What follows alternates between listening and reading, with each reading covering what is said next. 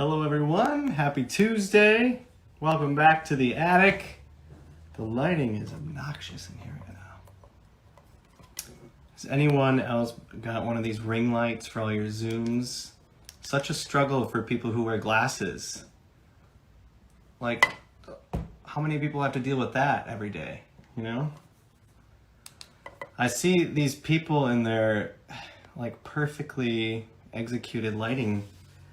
I just don't know how they, I've tried so many different methods of lighting, but obnoxious. All right, I just ran up here. You all owe Peter a note of acknowledgement because we were sitting out on the back porch having dinner and sharing a drink, and then he was like, don't you need to be on Instagram right now? So I just ran up here. Okay, I'm gonna find, oh goodness. Close that down, don't need that. How is everyone? Hi from Brooklyn.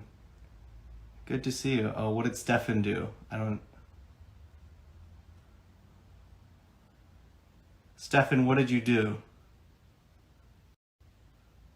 Who knows?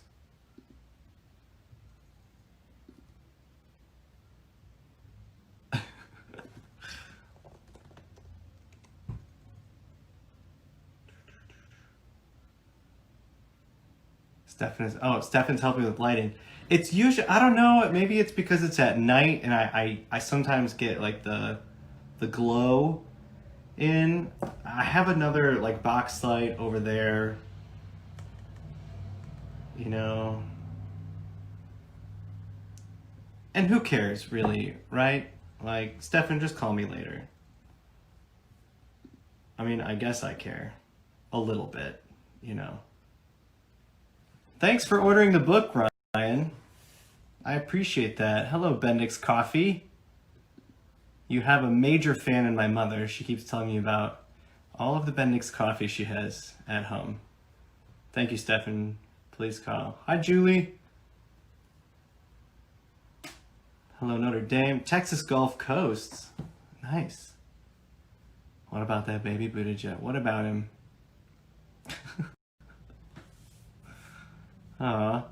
Well, thanks for joining me in the attic, everyone.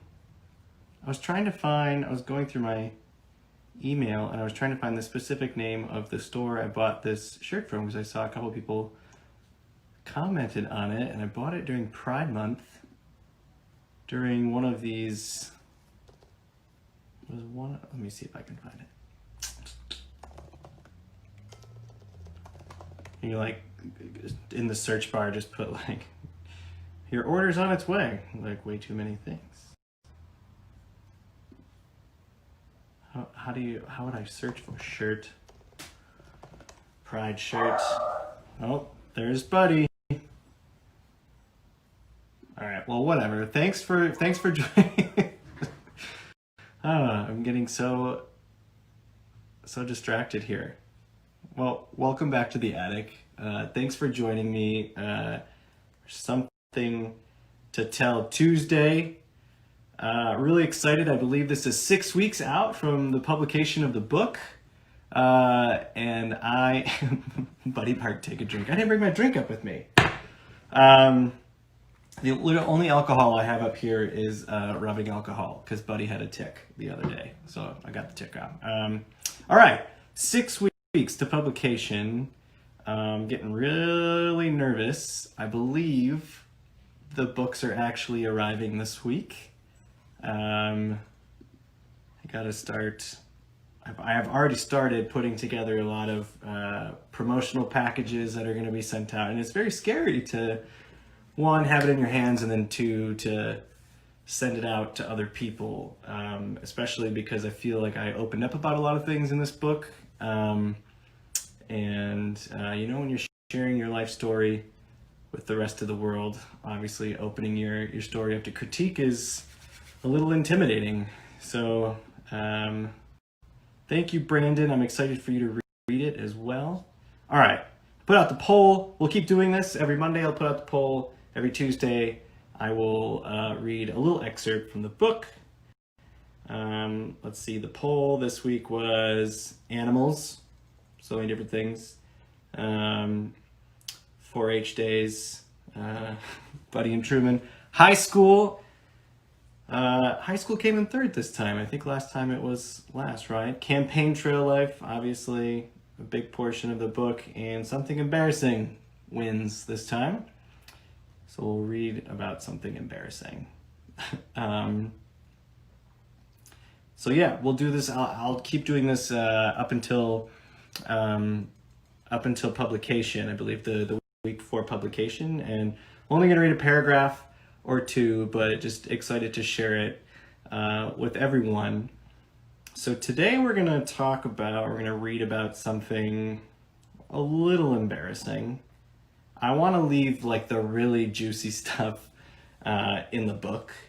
Hopefully the cringeworthy things are in the book. I think there's a lot in the book that is a little cringy, mostly because I just talk about like high school and even on the campaign trail, like things that you wouldn't think would happen, or things, you know, that aren't covered in television or in the news, and just also what it kind of felt like to be the person in that room. I don't know. I think a lot of learning how to be a political spouse and how to navigate that world in some of those rooms was a little embarrassing and intimidating, but sometimes just the things people say, a little cringy. So we'll leave that for you to read about in the book. We all have cringe memories. Yes! And again, a goal of the book was just to share real stories, so you could just, you know, kind of peek behind the curtain about what this life has been like. So, okay, let me try to find this story. And I keep having to pull it up in the PDF because I literally don't even have the book yet.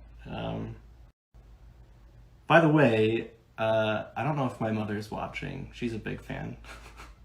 My mom read the entire book on PDF on her phone, which is just the sweetest thing. And she would call me every morning. She would read it before bed. And I had sent it to a couple friends, and we all just talked about how annoying it is to have to like swipe on your phone, and then if you like went to go read a text message, you'd come back and you'd lose your spot in the book. So why anyone would do that, I don't know, but my mom read the whole book on PDF, so incredible. Love you, Mom. All right, here we go. So something a little embarrassing. So I studied abroad in Germany my senior year of high school when I was 17, and a lot of culture shock. So today we're going to talk about something that was particularly embarrassing for me at the time. So we're coming out of this section talking about the first few months in Germany, a language course. We stand a PDF reading Mrs. Glassman.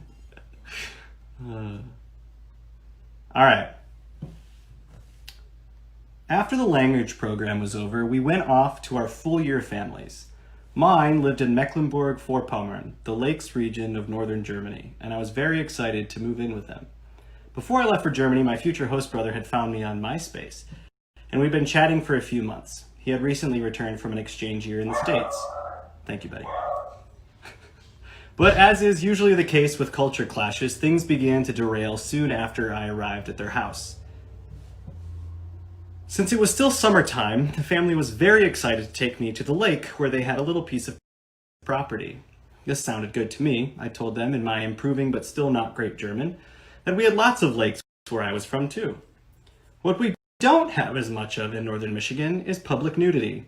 Anyone who's spent time in Germany, especially the former East Germany, may know where this is going, but although I'd been treated to many Kultur lessons in my 5 years studying German, I had not been introduced to this particular custom. I had been barely able to change in the company of others in the locker room at school. As soon as we stopped the car, my host family, mom, dad, son, went down to the water, stripped completely naked, and jumped in.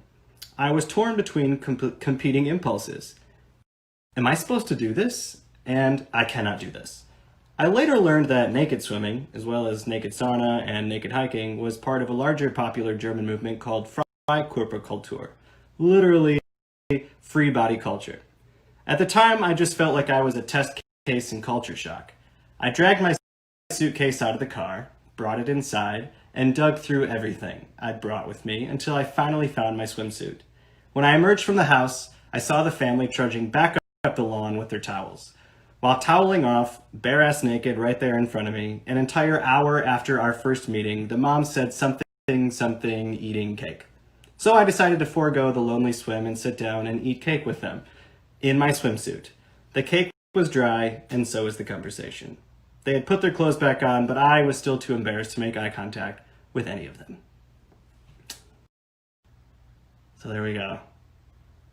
17-year-old Chasten awkwardly sitting on a German lawn. Quite a way to meet people. Quite a way to get to know your host family. Oh man, some of your comments, I cannot. I don't know what chapter that's in. That's somewhere in the middle of the book. So that's just a taste. If I have something to tell you, we did just put out a promotional giveaway on Goodreads. So if you're familiar with Goodreads, head on over to Goodreads. We're giving away 100 free copies of the book, and you'll Goodreads. I'm also answering questions on Goodreads. So if you have questions about the book or questions about the writing process, I'm happy to answer questions over there. I hope you will continue supporting your local bookstore. So please go to bookshop.org. You can find your local bookshop. There was a little confusion last time we talked about this. So you can find your local bookshop on bookshop.org and purchase the book right from the website. So that money stays in your community. It goes right to your local bookstore, and it'll be shipped to your door. So you don't have to go anywhere, and you can support